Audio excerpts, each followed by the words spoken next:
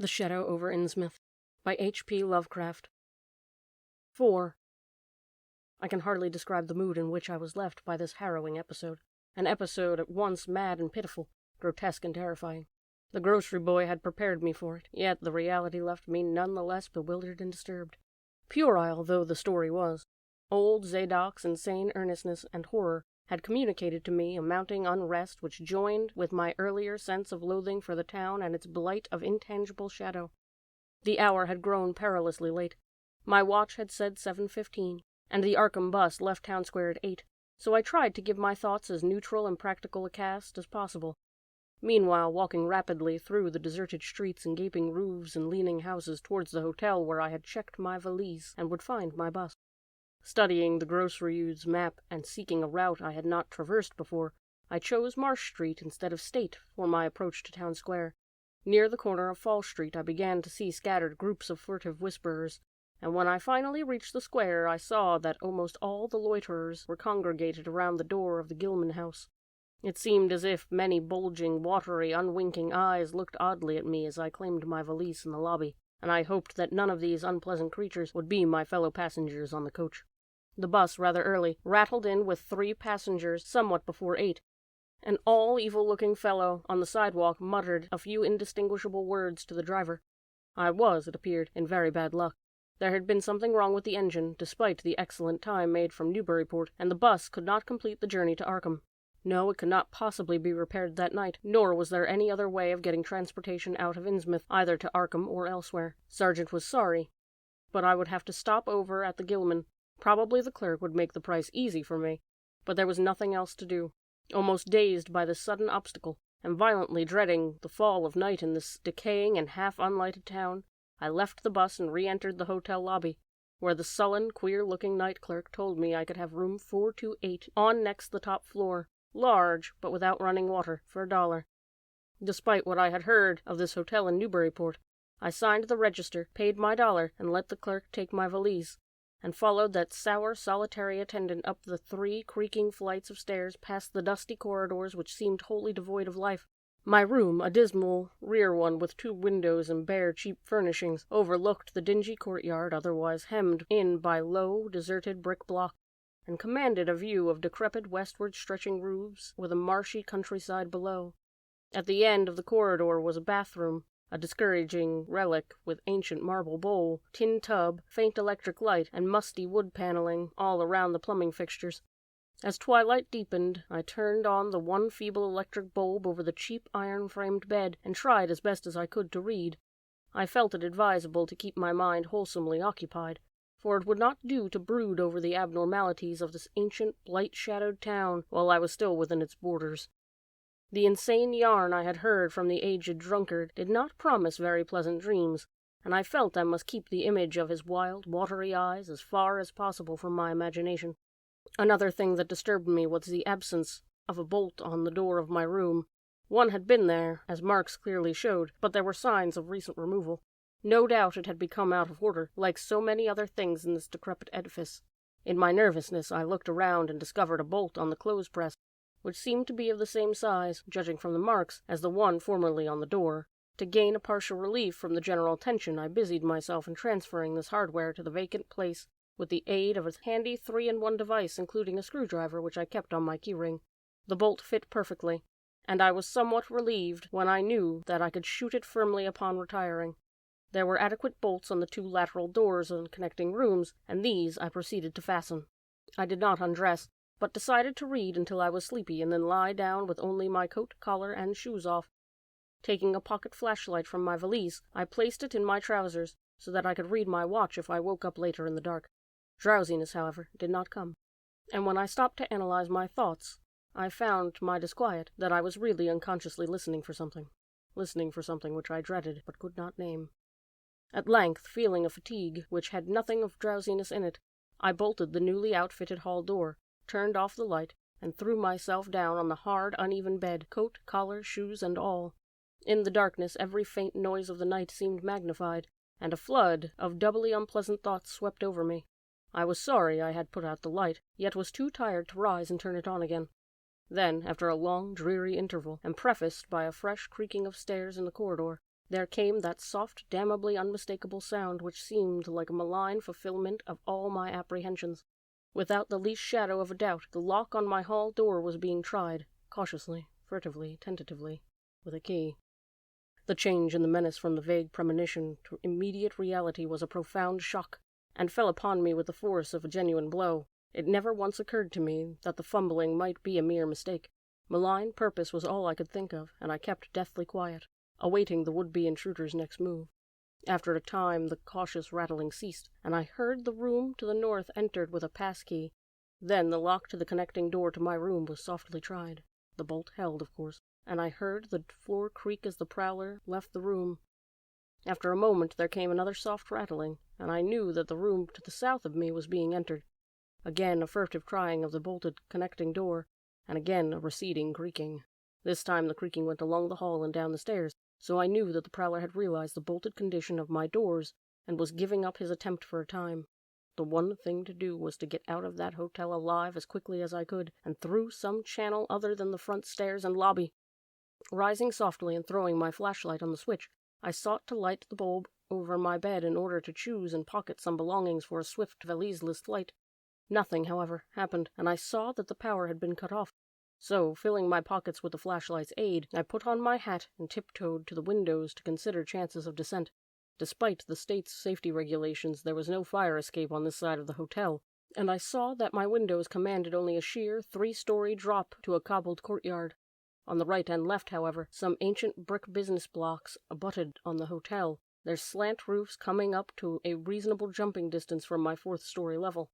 To reach either of these lines of buildings, I would have to be in a room 2 doors from my own, in one case on the north and in the other case on the south, and my mind instantly set to work calculating the chances I had of making the transfer. First, I reinforced my own outer door by pushing the bureau against it, little by little, in order to make minimum sound. Then, gathering from the grocery boy's map that the best route out of town was southward, I glanced first at the connecting door on the south side of the room. It was designed to open in my direction, hence I saw, after drawing the bolt and finding other fastenings in place, it was not a favorable one for forcing. Accordingly, abandoning it as a route, I cautiously moved the bedstead against it to hamper any attack which might be made on it from later in the next room. The door on the north was hung to open away from me, and this, though a test proved to be locked and bolted from either side, I knew must be my route. If I could gain the roofs in the buildings in Payne Street, and descend successfully to the ground level, I might perhaps dart through the courtyard and the adjacent or opposite buildings to Washington or Bates, or else emerge in Payne and edge round southward into Washington. In any case, I would aim to strike Washington somehow, and get quickly out of the town square region. My preference would be to avoid Payne, since the fire station there might be open all night. I was irresolutely speculating on when I had better attack the northward door, and how I could least audibly manage it, when I noticed that the vague noises underfoot had given place to a fresh, heavier creaking of the stairs. A wavering flicker of light showed through my transom, and the boards of the corridor began to groan with a ponderous load. Muffled sounds of a possible vocal origin approached, and at length a firm knock came at my outer door. For a moment I simply held my breath and waited. Eternities seemed to elapse, and the nauseous fishy odor of my environment seemed to mount suddenly and spectacularly. Then the knocking was repeated, continuously and with growing insistence. I knew that the time for action had come, and forthwith drew the bolt of the northward connecting door, bracing myself for the task of battering it open. The knocking waxed louder, and I hoped that its volume would cover the sound of my efforts. At last, beginning my attempt, I lunged again and found at the thin paneling with my left shoulder, heedless of shock or pain. Finally the connecting door gave, but with such a crash that I knew those outside must have heard. Instantly the outside knocking became a violent battering, while keys sounded ominously in the hall doors on the rooms on both sides of me. Rushing through the newly opened connection, I succeeded in bolting the northerly hall door before the lock could be turned, but even as I did so I heard the hall door of the third room, the one with whose window I had hoped to reach the roof below, being tried with a pass-key.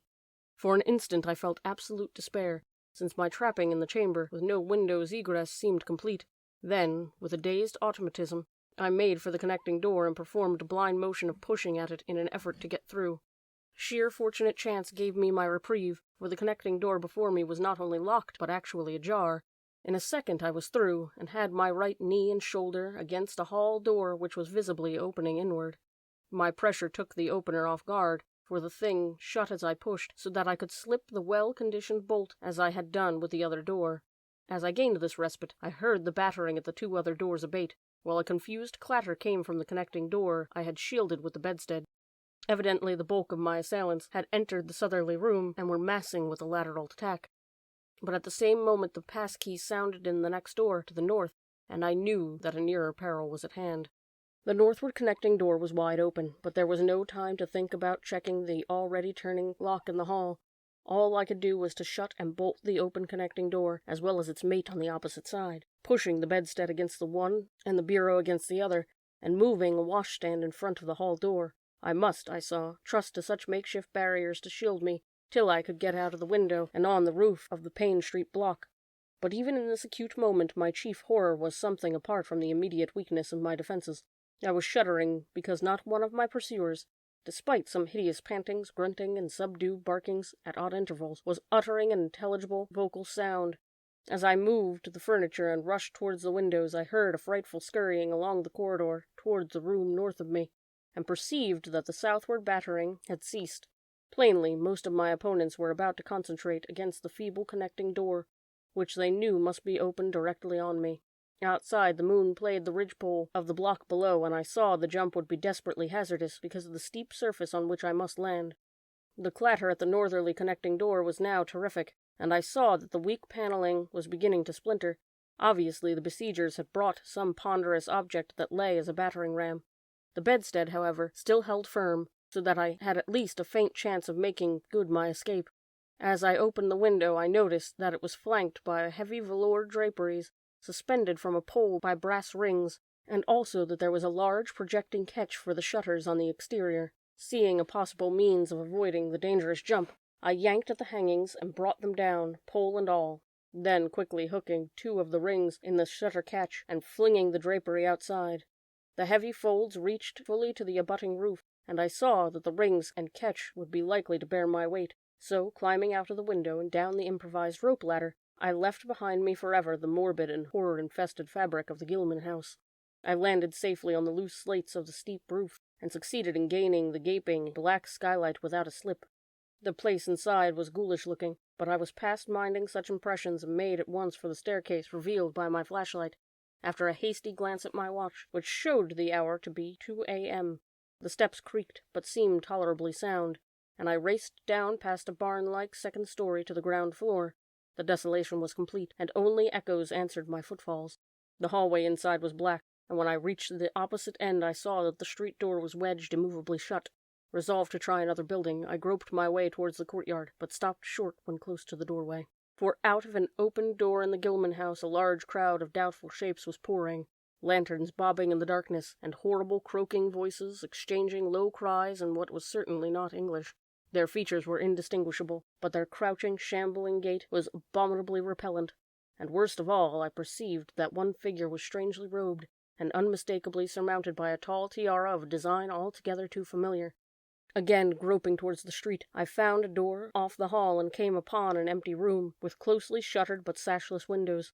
Fumbling in the rays of my flashlight, I found I could open the shutters, and in another moment had climbed outside and was carefully closing the aperture in its original manner. I walked rapidly, softly, and closely to the ruined houses. At Bates Street I drew into a yawning vestibule, while 2 shambling figures crossed in front of me, but was soon on my way again, and approaching the open space where Elliott Street obliquely crosses Washington at the intersection of South. Though I had never seen this space, it had looked dangerous to me on the Gross Rieu's map, since the moonlight would have free play there. There was no use trying to evade it, for any alternative course would involve detours of possibly disastrous visibility and delaying effect. The only thing to do was to cross it boldly and openly, imitating the typical shamble of the Innsmouth folk as best I could, and trusting that no one, or at least no pursuer of mine, would be there.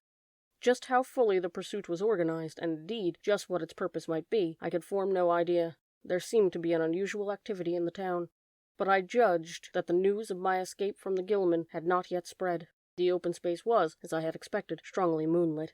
But my progress was unimpeded, and no fresh sound arose to hint that I had been spied. Glancing about me, I involuntarily let my pace slacken for a second, take in the sight of the sea, gorgeous in the burning moonlight at the street's end. Far out beyond the breakwater was a dim, dark line of Devil Reef. Then, without warning, I saw the intermittent flashes of light on the distant reef. My muscles tightened for panic flight, held in only by certain unconscious caution and half-hypnotic fascination. And to make matters worse, there now flashed forth from the lofty cupola of the Gilman house, which loomed up to the northeast behind me, a series of analogous, though differently paced, gleams which could be nothing less than an answering signal. I now bent to the left, around the ruinous green, still gazing towards the ocean as it blazed in spectral summer moonlight, and watching the cryptical flashing of those nameless, unexplainable beacons. It was then that the most horrible impression of all was borne in upon me, the impression which destroyed the last vestige of self-control and sent me running frantically southward past the yawning black doorways and fishily staring windows of that deserted nightmare street. For at closer glance I saw that the moonlit waters between the reef and the shore were far from empty. They were alive with a teeming horde of shapes swimming inward toward the town. My frantic running ceased before I had covered a block, for at my left I began to hear something like the hue and cry of organized pursuit. There were footsteps and guttural sounds, and a rattling motor wheezed south along Federal Street. In a second all my plans were utterly changed, for if the southward highway were blocked ahead of me, I must clearly find another egress from Innsmouth. I paused and drew into a gaping doorway, reflecting how lucky I was to have left the moonlit open space before the pursuers came down the parallel street.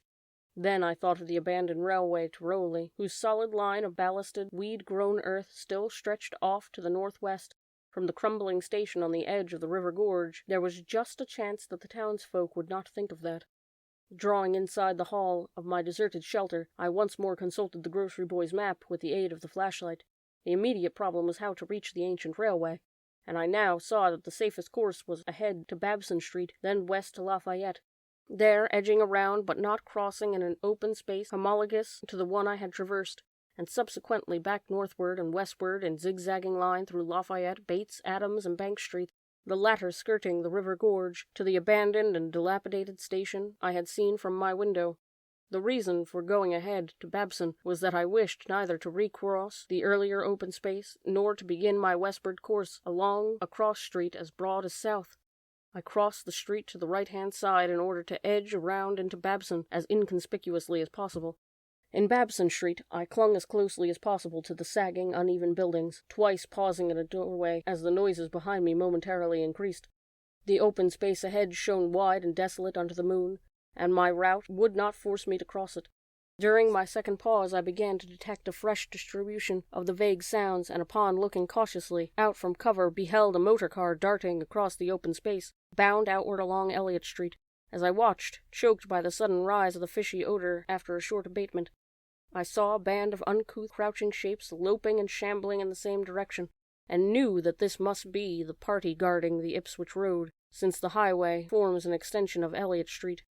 Two of the figures I glimpsed were in voluminous robes, and one wore a peaked diadem which glistened whitely in the moonlight. The gait of this figure was so odd that it sent a chill through me, for it seemed to me the creature was almost hopping. When the last of the band was out of sight, I resumed my progress, darting around the corner into Lafayette Street, and crossing Elliott very hurriedly, lest stragglers of the party still be advancing along that thoroughfare. I did hear some croaking and clattering sounds far off toward Town Square, but accomplished the passage without disaster. My greatest dread was in recrossing broad and moonlit South Street with its seaward view, and I had to nerve myself for the ordeal. Someone might easily be looking, and possible Elliott Street stragglers could not fail to glimpse me from either of the 2 points. At that last moment I decided I had better slacken my trot, and make the crossing as before in the shambling gait of an average Innsmouth native. I had not quite crossed the street when I heard a muttering band advancing along Washington from the north. As they reached the broad open space where I had my first disquieting glimpse of the moonlit water, I could see them plainly along only a block away, and was horrified by the bestial abnormality of their faces and the dog-like subhumanness of their crouching gait. One man moved in a positively simian way, with long arms frequently touching the ground, while another figure, robed and tiaraed, seemed to progress in an almost hopping fashion. I judged this party to be the one I had seen in Gilman's courtyard, the one, therefore, most closely on my trail. Now some of the figures turned to look in my direction, yet managed to preserve the casual, shambling gait I had assumed. To this day I do not know whether they saw me or not. If they did, my stratagem must have deceived them. for they passed on across the moonlit space without varying their course, meanwhile croaking and jabbering in some hateful guttural patois I could not identify. Once more in shadow, I resumed my former dog trot, past the leaning and decrepit houses that stared blankly into the night. Having crossed the western sidewalk, I rounded the nearest corner onto Bates Street, where I kept close to the buildings on the southern side. At last I saw the ancient arcaded station, or what was left of it, and made directly for the tracks that started from its farther end. The rails were rusty but mainly intact, and not more than half the ties had rotted away. Walking or running on such surface was very difficult, but I did my best, and on the whole made very fair time. From some distance the line kept on along the gorge's brink, but at length I reached the long-covered bridge where it crossed the chasm at a dizzying height. The condition of this bridge would determine my next step. If humanly possible, I would use it. If not, I would have to risk more street wandering and take the nearest intact highway bridge. The vast barn-like length of the old bridge gleamed spectrally in the moonlight, and I saw that the ties were safe for at least a few feet within. Entering, I began to use my flashlight, and was almost knocked down by the cloud of bats that flapped past me. About halfway across, there was a perilous gap in the ties, which I feared for a moment would halt me, but in the end I risked a desperate jump, which fortunately succeeded. I was glad to see the moonlight again when I emerged from that macabre tunnel. The old tracks crossed River Street at a grade, and at once veered off into a region increasingly rural, and with less and less of Innsmouth's abhorrent fishy odor. Here the dense growth of weeds and briars hindered me and cruelly tore my clothes, but I was none the less glad that they were there to give me concealment in case of peril. I knew that much of my route must be visible from the Rowley Road. The marshy region began very shortly, with a single track on a low, grassy embankment. Then came a sort of island of higher ground, where the line passed through a shallow open cut choked with bushes and brambles. I was very glad of this partial shelter, since at this point the Rowley Road was uncomfortably near according to my window view. Just before entering the cut, I glanced behind me, but saw no pursuer. The ancient spires and roofs of decaying Innsmouth gleamed lovely and ethereal in the magic yellow moonlight, and I thought of how they must have looked in the old days before the shadow fell. Then, as my gaze circled inland from the town, something less tranquil arrested my notice and held me immobile for a second. What I saw, or fancied I saw, was a disturbing suggestion of undulant motion far to the south, a suggestion which made me conclude that a very large horde must be pouring out of the city along the level Ipswich Road. The distance was great, and I could distinguish nothing in detail, but it did not at all look like that of a moving column. All sorts of unpleasant conjectures crossed my mind. I thought of those very extreme Innsmouth types said to be hidden in crumbling, centuried warrens near the waterfront. I thought, too, of those nameless swimmers I had seen. Counting the parties so far glimpsed, as well as those presumably covering other roads, the number of my pursuers must be strangely large for a town as populated as Innsmouth. Who were they? Why were they here? And if such a column of them was scouring the Ipswich Road, would the patrols on the other roads be likewise augmented? I had entered the brush-grown cut and was struggling along at a very slow pace when that damnable fishy odor again waxed dominant. There were sounds, too, a kind of wholesale, colossal flopping or pattering, which somehow called up images of the most detestable sort. And then both stench and sounds grew stronger, so that I paused shivering and grateful for the cut's protection. It was here, I recalled, that Rowley Road drew so close to the old railway before crossing westward and diverging. Something was coming along that road, and I must lie low till its passage and vanishment in the distance. Crouched into the bushes of that sandy cleft, I felt reasonably safe, even though I knew the searchers would have to cross the track in front of me, not much more than 100 yards away. I would be able to see them, but they could not, except by a malign miracle, see me. All at once I began dreading to look at them as they passed. I saw the close moonlit space where they would surge by, and had curious thoughts about the irredeemable pollution of that space. They would perhaps be the worst of all Innsmouth types, something one would not care to remember. The stench waxed overpowering, and the noises swelled to a bestial babble of croaking, baying, and barking, without the least suggestion of human speech. Were these indeed the voices of my pursuers? That flopping or pattering was monstrous. I could not look upon the degenerate creatures responsible for it. I would keep my eyes shut till the sounds receded towards the west. The horde was very close now, the air foul with their hoarse snarlings, and the ground almost shaking with their alien-rhythmed footfalls.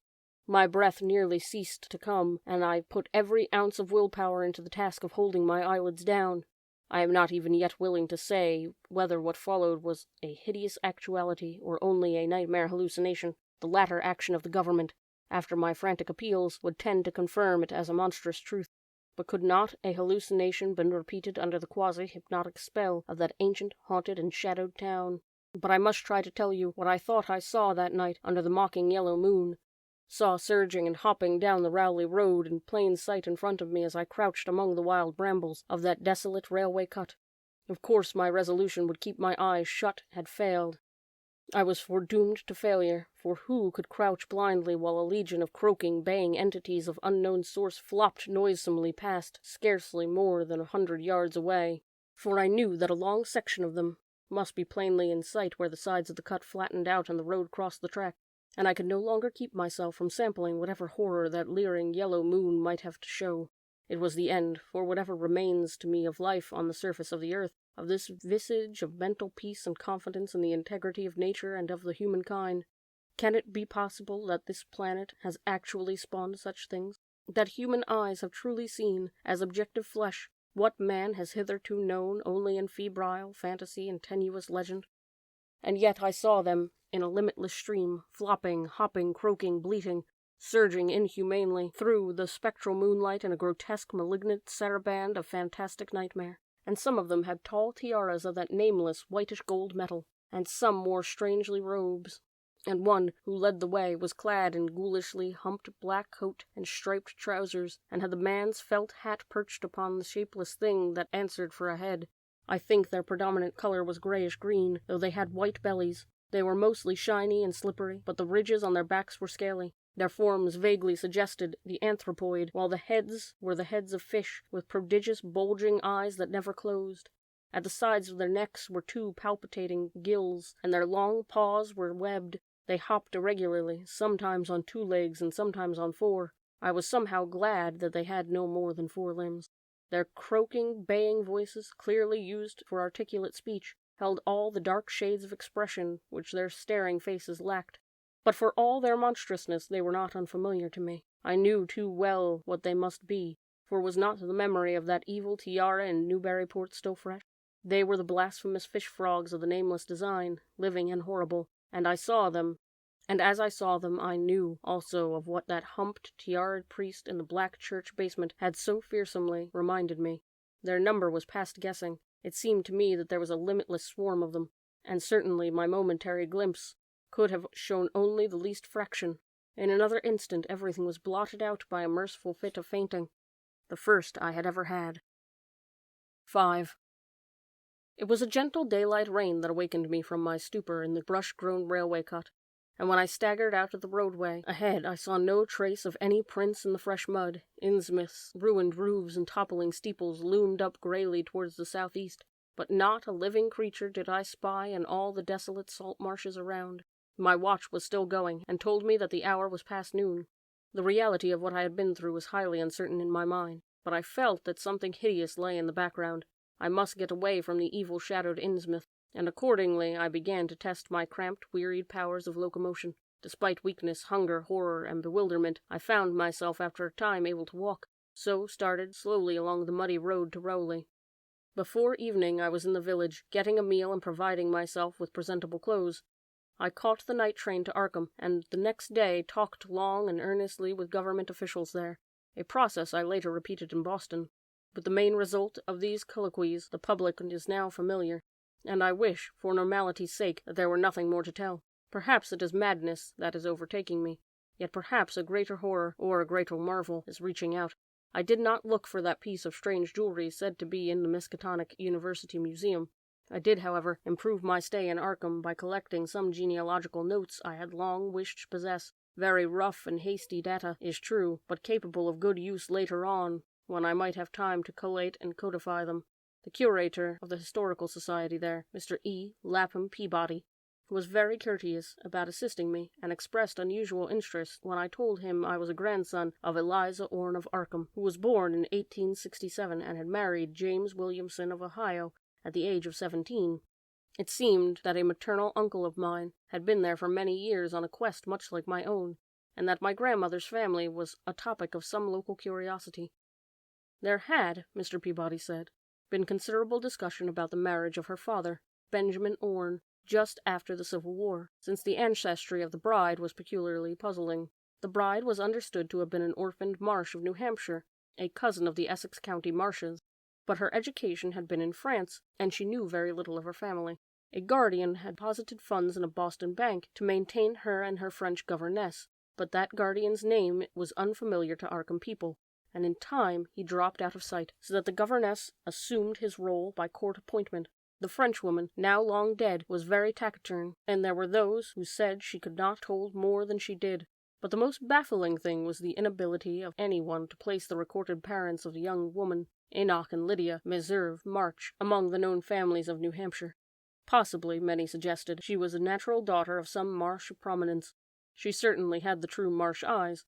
Most puzzling was having done after her early death, which took place at the birth of my grandmother, her only child. Having formed some disagreeable impressions connected with the name of Marsh, I did not welcome the news that it belonged to my own ancestral tree, nor was I pleased to find Mr. Peabody's suggestion that I had the true Marsh eyes myself. However, I was grateful for data which I knew would prove valuable, and took copious notes and lists of books regarding the well-documented Orne family. I went directly home to Toledo from Boston, and later spent a month at Maumee recuperating from my ordeal.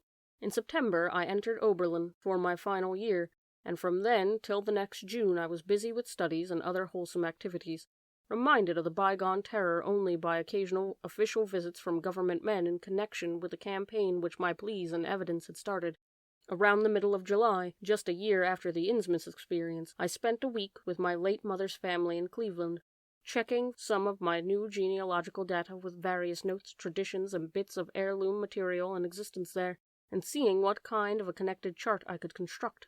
I did not exactly relish this task, for the atmosphere of the Williamson home had always depressed me. There was a strain of morbidity there, and my mother had never encouraged my visiting her parents as a child, although she always welcomed her father when he came to Toledo. My Arkham-born grandmother had seemed strange and almost terrifying to me, and I do not think I grieved when she disappeared. I was 8 years old then, and it was said that she had wandered off in grief after the suicide of my Uncle Douglas, her eldest son. He had shot himself after a trip to New England, the same trip, no doubt, which had caused him to be recalled at the Arkham Historical Society. This uncle had resembled her, and I had never liked him either. Something about the staring, unwinking expression of both of them had given me a vague, unaccountable uneasiness. My mother and Uncle Walter had not looked like that. They were like their father, though poor little cousin Lawrence, Walter's son, had been an almost perfect duplicate of his grandmother before his condition took him to the permanent seclusion of a sanitarium at Canton. I had not seen him for 4 years, but my uncle once implied that his state, both mental and physical, was very bad. This worry had probably been a major cause of his mother's death 2 years before. My grandmother and his widowed son Walter now comprised the Cleveland household, but the memory of older times hung thickly over it. I still disliked the place, and tried to get my researches done as quickly as possible. Williamson records and traditions were supplied in abundance by my grandfather, though for Orne material I had to depend on my Uncle Walter, who put at my disposal the contents of all his files, including notes, letters, cuttings, heirlooms, photographs, and miniatures. It was in going over the letters and pictures on the Orne side that I began to acquire a new terror of my own ancestry. As I have said, my grandmother and Uncle Douglas had always disturbed me. Now, years after their passing, I gazed at their pictured faces with measurably heightened feeling of repulsion and alienation. I could not at first understand the change, but gradually a horrible sort of comparison began to obtrude itself on my unconscious mind despite the steady refusal of my consciousness to admit even the least suspicion of it. It was clear that the typical expression of these faces now suggested something it had not suggested before, something which would bring stark panic if too openly thought of. But the worst shock came when my uncle showed me the Orne jewelry in the downtown safe deposit box. Some of the items were delicate and inspiring enough, but there was one box of strange old pieces descended from my mysterious great-grandmother, which my uncle was almost reluctant to produce. They were, he said, of a very grotesque and almost repulsive design. As my uncle began slowly and grudgingly to unwrap the things, he urged me not to be shocked by the strangeness and frequent hideousness of the designs. There were 2 armlets, a tiara, and a kind of pectoral, the latter having a high relief of certain figures of almost unbearable extravagance. He seemed to expect some demonstration when the first piece, the tiara, became visible, but I doubt if he expected quite what actually happened. I did not expect it either, for I thought I was thoroughly forewarned regarding what the jewelry would turn out to be. What I did was to faint silently away, just as I had done in the briar-choked railway cut a year before. From that day on, my life has been a nightmare of brooding and apprehension, nor do I know how much is hideous truth and how much is madness. My great-grandmother had been a marsh of unknown source whose husband lived in Arkham, and did not old Zadok say that the daughter of Obed Marsh was a monstrous mother who married to an Arkham man through a trick? What was it the ancient toper had muttered about the likeness of my eyes to Captain Obed's? In Arkham, too, the curator told me that I had the true Marsh eyes. Was Obed Marsh my own great-great-grandfather? Or who, or what, then, was my great-great-grandmother? But perhaps this was all madness. Those whitish gold ornaments might easily have been bought from some Innsmouth sailor by the father of my great-grandmother, whoever he was. And that look in the staring-eyed faces of my grandmother and self-slain uncle might be sheer fancy, bolstered up by the Innsmouth shadow, which had so darkly colored my imagination. But why had my uncle killed himself after an ancestral quest in New England? For more than 2 years I fought off these reflections with partial success. My father secured for me a place in an insurance office, and I buried myself in routine as deeply as possible. In the winter of 1930-31, however, the dreams began. They were very sparse and insidious at first, but increased in frequency and vividness as the weeks went by. Great watery spaces opened out before me, and I seemed to wander through titanic sunken porticos and labyrinths of weedy cyclopean walls and grotesque fishes as my companions. Then the other shapes began to appear, filling me with nameless horror the moment I awoke. But during the dreams they did not horrify me. I was one with them, wearing their unhuman trappings, treading their aqueous ways, and praying monstrously at their evil sea-bottom temples. There was much more than I could remember, but even what I did remember each morning would be enough to stamp me as a madman or a genius if ever I dared to write it down. Some frightful influence, I felt, was seeking gradually to drag me out of the sane world of wholesome life into unnameable abscesses of blackness and alienage, and the process told heavily on me. My health and appearance grew steadily worse, till finally I was forced to give up my position and adopt the static, secluded life of an invalid. Some odd, nervous affliction had me in its grip, and I found myself at times almost unable to shut my eyes. It was then that I began to study the mirror with mounting alarm. The slow ravages of disease are not pleasant to watch, but in my case there was something subtler and more puzzling in the background. My father seemed to notice it too, for he began looking at me curiously and almost affrightedly. What was taking place in me? Could it be that I was coming to resemble my grandmother and Uncle Douglas? One night I had a frightful dream in which I met my grandmother under the sea.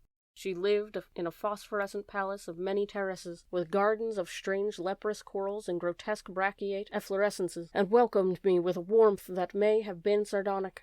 She had changed, as those who take to the water had changed, and told me that she had never died. Instead, she had gone to a spot her dead son had learned about, and had leaped to a realm whose wonders, destined for him as well, he had spurned with a smoking pistol. This was to be my realm, too. I could not escape it. I would never die, but I would live with those who had lived since before man had walked on earth.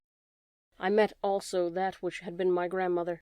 For 80,000 years Pithialee had lived in Ithonth-le, and thither had gone back to Obed Marsh was dead.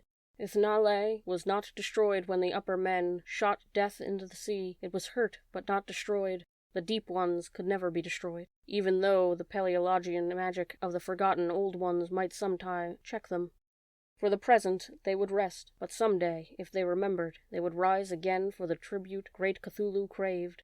It would be a city greater than Innsmouth next time. They had planned to spread, and had brought up that which would help them, but now they must wait once more.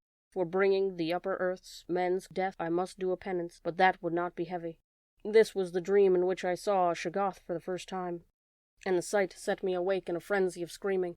That morning the mirror definitely told me I had acquired the Innsmouth look. So far I had not shot myself as my Uncle Douglas did. I bought an automatic and almost took the step, but certain dreams deterred me. The tense extremes of horror are lessening, and I feel queerly drawn towards the unknown sea depths instead of fearing them. I hear and do strange things in sleep, and awake with the same exaltation instead of terror. I do not believe I need to wait for the full change, as most have waited. If I did, my father would probably shut me up in a sanitarium as my poor little cousin is shut up. Stupendous and unheard-of splendors await me below, and I shall seek them soon. Ya, relay, Cthulhu Fhtagn, ya, ya! No, I shall not shoot myself. I cannot be made to shoot myself. I shall plan my cousin's escape from that Canton madhouse, and together we shall go to the marvel-shadowed Innsmouth. We shall swim out to that brooding reef in the sea, and dive down through the black abysses to Cyclopean and many-columned Yanth, and in that lair of the deep ones we shall dwell amidst wonder and glory forever.